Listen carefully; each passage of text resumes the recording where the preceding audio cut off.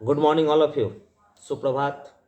मैं कमलेश सर आपके साथ, संस्कृत गुरु। पिछले वर्ग में मैंने आप लोगों को जो वर्णों का उच्चारण स्थान समझाने का प्रयास किया, उसमें मुख्य रूप से मैंने 25 वर्णों का ही आपके सामने अपने वीडियो के साथ अपने आप को प्रस्तुत किया था, जिसमें आप लोग को अच्छी तरह से समझ में आ गई। इसके लिए धन्यवाद।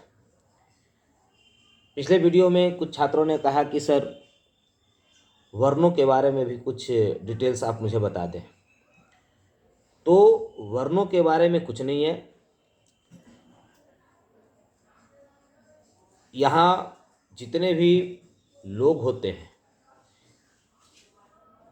या वो व्यक्ति विशेष हो या इस पृथ्वी पर रहने वाले अन्य पशु पक्षी जो भी हो, हर के पास एक साउंड है, ध्वनि है। और ध्वनि उसके मुख में जिस स्वरूप को धारण करता है, उस स्वरूप को धारण करके ही ध्वनि मुख के माध्यम से, नासिका के सहयोग से बाहर निकलता है। और जितने भी पशु पक्षी हैं या मनुष्य हैं, सभी की ध्वनियाँ अलग अलग होती हैं। यदि कौवा बोलेगा तो कोयल की तरह नहीं बोलेगा, कोयल बोलेगी तो कौवा की तरह नहीं बोलेगा। शेर की गर्जन होगी तो शेर की गर्जन में घोड़े की हनहनाहट नहीं होती है। यानी हर की ध्वनियाँ अलग होती हैं। मूलतः हम लोग हिंदी भाषी, भारतभाषी देवनागरी लिपि को अपनाते हैं। जरूरी नहीं कि देवनागरी लिपि में जो वर्ण है और अंग्रेजी भाषा के जो अल्फ़ाबेट हैं उनका उच्चारण स्थान एक हो, ये संभव नहीं है। कभी कभी देखते होंगे कि आप अंग्रेजी के जो वर्ड प्रयोग करते होंगे, शब्द प्रयोग करते होंगे, उन शब्दों में आप प्रायः देखते होंगे कि कभी कुछ अक्षरों का लोप हो जाता है। जैसे सुनामी में एस से स्टार्ट नहीं होता, टी से होता है, टी गौन हो जाता है। ऑनेस्टी में एच से स्टार्ट होता है लेकिन एच गौन हो जाता है।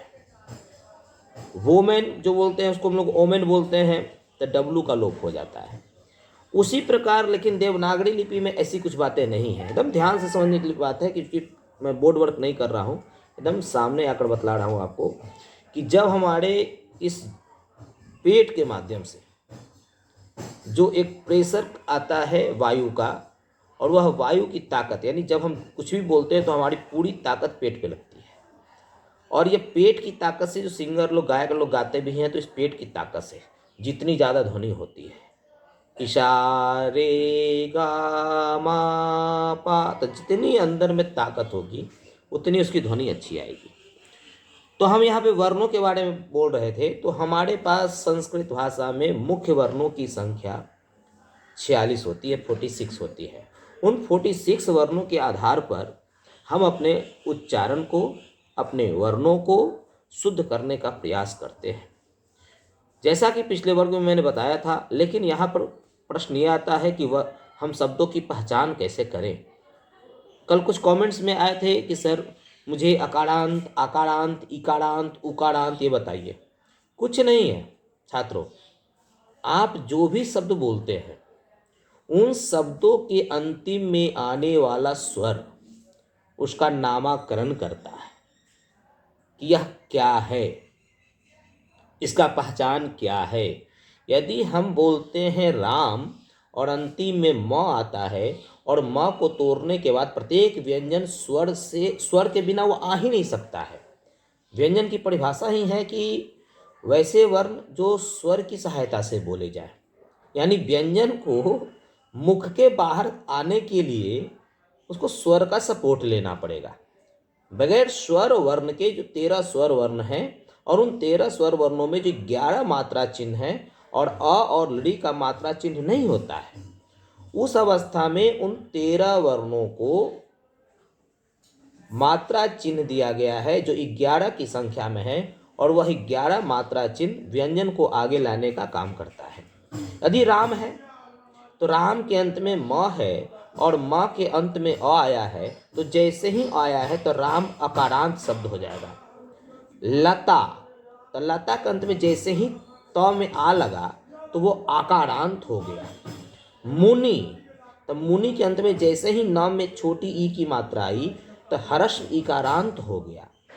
नदी, तो नदी में जैसे ही त में बड़ी ई की मात्रा आई, दीर्घ ई की मात्रा आई तो वो दीर्घ इकारांत हो गया। तो ये समझना है कि जिस व्यंजन वर्ण के अंत में जो चीजें आती हैं वही व्यंजन वर्ण के अंत में आने वाला वर्ण स्वर कहलाता है।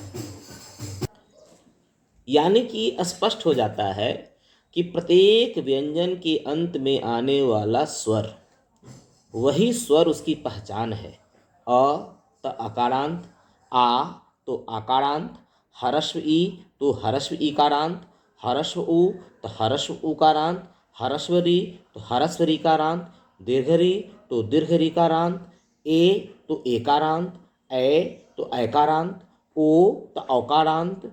यानी आप ये जान लीजिए कि जिस व्यंजन वर्ण के अंत में जो अंत में आता है, यानी राम के अंत में म पहचान कराएगा राम का, लता के अंत में आ पहचान कराएगा लता का, मुनि के अंत का ई वो मुनि का पहचान कराएगा कि मुनि कौन सा शब्द है, साधु के अंत में आने वाला उ वो पहचान कराएगा कि साधु कौन सा शब्द है, पितरी तो पितरी के अंत में त के अंत में री आने वाला शब्द ये पहचान कराएगा कि पितरी कौन सा शब्द है।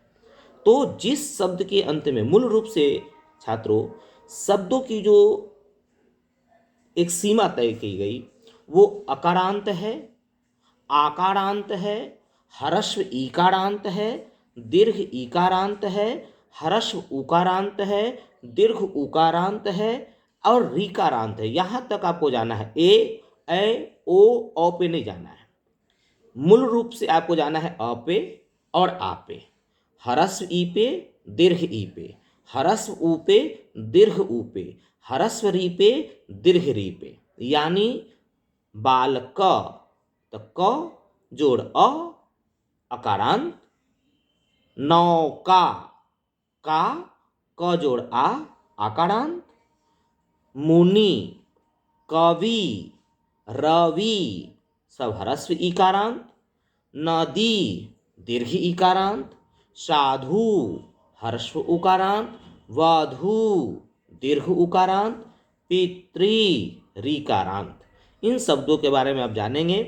एक आप कॉलम बनाएंगे, ऊपर में लिख देंगे अकारांत अ से अंत होने वाला, आकारांत आ से अंत होने वाला, ह्रस्व इकारांत छोटी ई से अंत होने वाला, दीर्घ इकारांत दीर्घ ई से अंत होने वाला, उकारांत ह्रस्व उकारांत माने ह्रस्व उ से अंत होने वाला, दीर्घ उकारांत दीर्घ उ से अंत होने वाला। और उसके जो है 10-10 शब्दों का आप कॉलम बना लेंगे और कॉलम बना के आप मैसेज चैट के माध्यम से आप लोग हमसे जुड़ सकते हैं।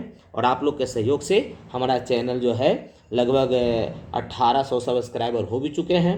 तो आपके साथ हम कभी भी लाइव चैट भी कर सकते हैं। तो मैं आपके साथ और संस्कृत के हर कठिन प्रश्नों के उत्तर देने के लिए आपके साथ हूं और आपके परीक्षा में और आपके सहभागिता में आपका कमलेश सर आपके साथ रहेंगे। बस आप मेरे चैनल को सब्सक्राइब कराते रहिए और बेल की घंटी बजाते रहिए ताकि नई नई वीडियो आपके सामने मैं लेके आऊं। धन्यवाद। Thank you all of you.